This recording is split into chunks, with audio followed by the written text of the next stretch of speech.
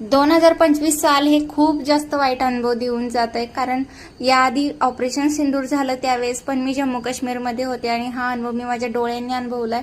आणि कसं काय होतंय हे सगळं माझ्या मनाला अजून आठवतंय. ते आठवलं तरी अजून अंगाला काटा येतोय.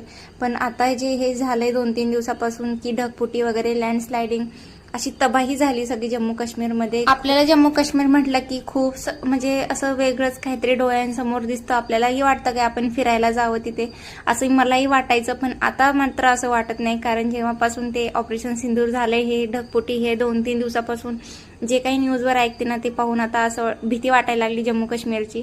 आणि पावसाळ्यात चुकूनही कोणी फिरायला येऊच नाही, कारण हा सगळा पहाडी इलाका आहे. त्यामुळे लँडस्लायडिंग हे तर नेहमीच होतं इथे.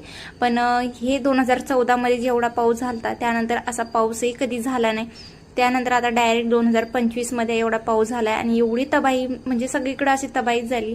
कारण कुठेच काही नाही. एकीकडे पाऊस, एकीकडे बाप्पांचं आगमन. तर चला, बाप्पांचं आगमन तर झालेलंच आहे. तर आम्हाला एका मॅमने बोलवलं होतं घरी. त्यांनी पण गणपती बाप्पा बसवले होते.